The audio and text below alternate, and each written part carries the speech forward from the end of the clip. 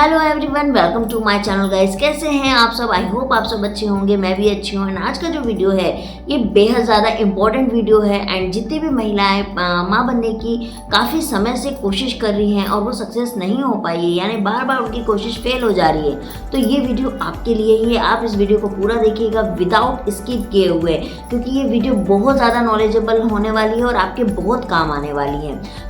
आज जो हम बात करने वाले हैं वो उस विटामिन की कमी के बारे में बात करने वाले जिसके वजह से आपको प्रेगनेंसी में प्रॉब्लम आ रही है। आप प्रेग्नेंट, हम जिस विटामिन के बारे में बात करने वाले हैं वो है विटामिन डी।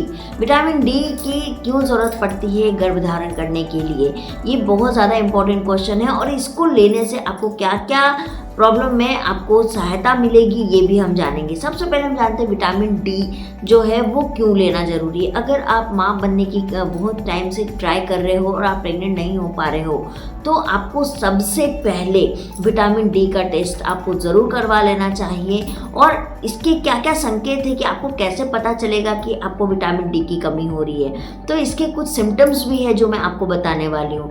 पहला सिम्टम्स है आपके हाथ पैर में हमेशा दर्द रहेगा, थकान महसूस होगी आपको, और पीरियड्स के समय में आपको बहुत ज़्यादा क्रैम्प होगा, आपके कमर में बहुत ज़्यादा पेन होगा। अगर आप पीसीओडी की शिकायत है, एंडोमेट्रियोसिस की शिकायत है, तो ये प्रॉब्लम आपको और ज़्यादा बढ़ी हुई दिखेगी।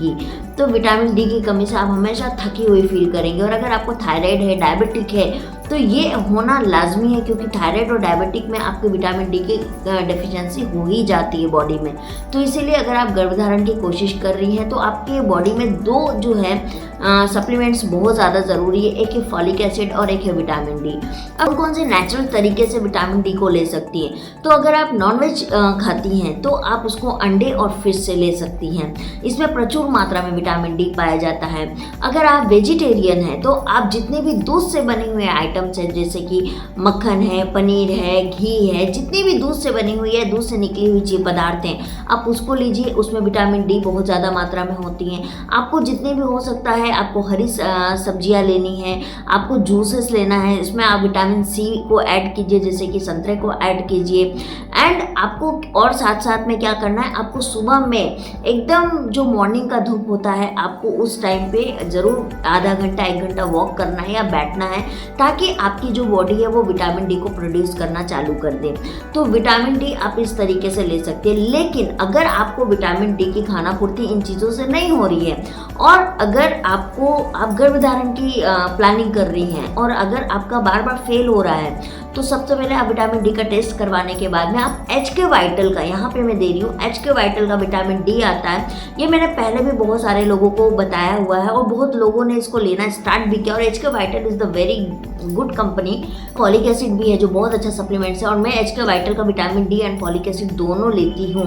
बट अभी कुछ डॉक्टर से मेरे चेंज किए हैं, बट अभी भी मैं डॉक्टर से पूछ के विटामिन डी की सप्लीमेंट्स लेती ही हूँ, क्योंकि मुझे जहाँ तक आपको पता है कि मैं प्री डायबिटिक हूँ, तो मेरे अंदर में विटामिन डी की डेफिशिएंसी बहुत ज़्यादा रहती है, तो इसकी वजह से इसको मैं कंटिन्यू लेती हूँ। तो अगर आप गर्भधारण की कोशिश करिए तो ये लेना ज़रूरी है। अब क्यों लेना ज़रूरी है, इससे क्या होगा, तो विटामिन डी की कमी की वजह से आपका AMH लेवल का स्तर बहुत स्पीडली गिरता है, तो ये आपको एक पहला वहाँ पे मदद करेगा। दूसरी चीज़ है ये अंडे की क्वालिटी, अंडे में इम्प्रूवमेंट लाने करता है ये।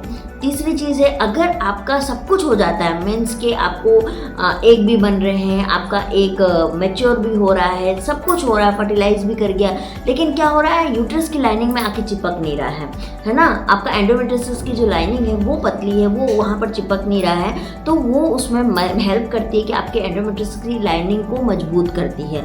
तो इसीलिए आपको जो है ये भी मदद करेगी। तो चौथी जो चीज़ है, जो मोस्ट इम्पॉर्टेंट चीज़ है, जिसकी वजह से ही रिप्रोडक्टिव हेल्थ में दुनिया भर की समस्या आती है, वो है हार्मोनल इम्बैलेंस की वजह से ही सारी समस्या स्टार्ट होती है। और हार्मोनल इम्बैलेंस ऐसा नहीं है कि रातों रात होता है, बहुत सारी चीज़ों की हमारी बॉडी में कमी होती है, जब तभी हार्मोनल इम्बैलेंस की समस्या हमको आनी चालू होती है।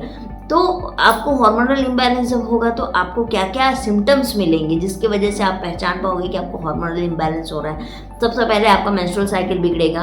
दूसरा है आपको पीएमएस की अगर शिकायतें, यानी आपको फॉल्स प्रेगनेंसी सिम्टम्स आते हैं बट प्रेग्नेंट आप नहीं होती हैं, हर बार यूट्रस में संक्रमण हो जा रहा है, आपको इनफर्टिलिटी की समस्या, बहुत सारी कोशिश कर ली लेकिन आपको बेबी नहीं हो रहा है ना, आपके चेहरे में बहुत ज़्यादा पिगमेंटेशन आ रहा है, एक्ने आ रहा है, इचिंग हो रहा है, तो भी ये हार्मोनल इम्बैलेंस के ही सिम्टम्स होते हैं। ऐसे कई सारे सिम्टम्स होते हैं जो कि हार्मोनल इम्बैलेंस के होते हैं, जो कि कहीं ना कहीं थायराइड की जो सिम्टम्स है या डायबिटिक के सिम्टम्स से मैच करता है। तो ये उसको भी बैलेंस करने का काम करता है विटामिन डी। तो आपको विटामिन डी से हार्मोनल जो है वो इम्बैलेंस की समस्या भी कम होगी, तो ये आपको लेना है।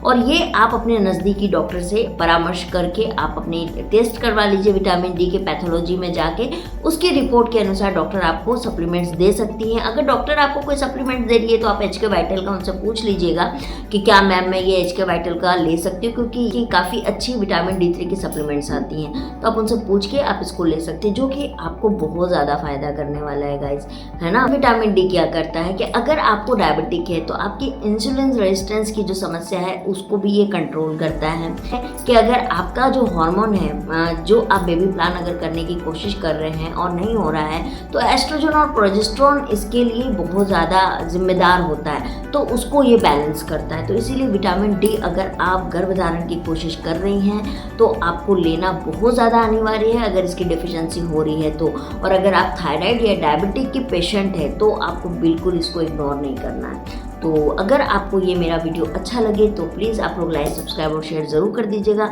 ऐसे ही नॉलेजेबल वीडियो लेके मैं आप लोगों के सामने आते रहूँगी। तब तक के लिए बाय बाय।